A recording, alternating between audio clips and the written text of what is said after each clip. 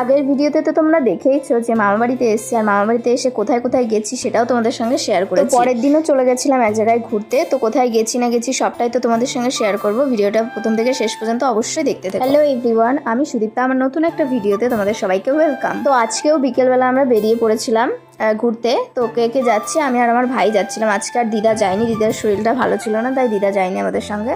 আমরা দুজনেই যাচ্ছিলাম। বাড়ি থেকে বেরিয়ে একটু রাস্তায় হেঁটে তারপর টোটো পেয়ে গেছিলাম। তো টোটোতে করে চলে এসেছিলাম ঘাটে। ঘাট পার হয়ে আমরা যাবো ওপারে। তো দৌড়ে আগে নৌকাটা ধরলাম, কারণ নৌকাটা ছেড়ে দিচ্ছিল, প্রায় মানে ছাড়ার মধ্যেই ছিল। তাড়াতাড়ি করে এসে নৌকাটা ধরলাম। তো কোথায় যাচ্ছি না যাচ্ছি সবটাই তো তোমরা দেখতে পাবে অবশ্যই। নৌকাতে এমন জায়গায় দাঁড়িয়েছিলাম যে খুব ধোয়া হচ্ছিল ওখানে। তো যাই হোক, ঘাট পার হয়ে গেছি। দেখো এই যে ঘাট পার হয়ে এপাশে চলেও এসেছি, আর আমরা চলে এসেছি মায়াপুরে। দেখতেই তো পাচ্ছ সামনে মন্দির দেখা যাচ্ছে। টোটোতে করে মায়াপুর মন্দিরের সামনে পর্যন্ত ঘাট পার হয়ে তো হেঁটেই যাওয়া যায়, কিন্তু গরম লাগছিল খুব। এত গরমে মানে অস্বস্তি লাগছিল, তাই আর হাঁটিনি, টোটোতে করেই এসেছিলাম। তারপরে এই যে আমরা গেট দিয়ে মন্দিরের ভেতরে ঢুকছি। আর আমি তো অনেকবারই এই মায়াপুরে গেছি ঘুরতে মন্দিরে। তো আমার ভাই কখনো যায়নি, ও প্রথমবার আর কি দেখছিল। দেখে তো খুব ওর ভালো লেগেছে আর কি গিয়ে।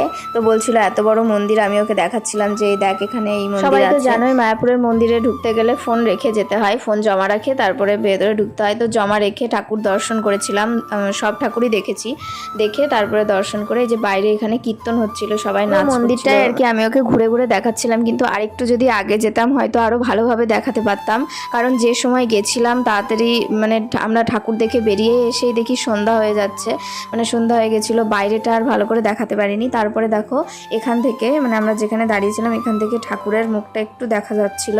পঞ্চতত্ত্ব ছিল। মায়াপুরে যারা এসেছে তারা তো জানোই কোথায় কি ঠাকুর থাকে। এখানে ছিল পঞ্চতত্ত্ব, এখানে দেখা যাচ্ছিল, আর পাশে ছিল রাধাকৃষ্ণ, ওটা আর কি বাইরে থেকে দেখা যায় না। তারপরে তো আমরা মন্দির থেকে বেরোলাম, আর দেখো আমার ভাইয়ের হাতে কি, দেখতেই তো পাচ্ছ, মানে খুব রাগারাগি হচ্ছিল এই নিয়ে, এই খোল কেনা নিয়ে। আমার মামাও ছিল ওখানে, তো কিনে দিয়েছিল খোলটা ওকে। তো আমি সেই নিয়ে খুব রাগারাগি করছিলাম। তারপরে এই যে ঘাট পর্যন্ত চলে এসেছি। ঘাট পার হয়ে এখন যাব ওপারে।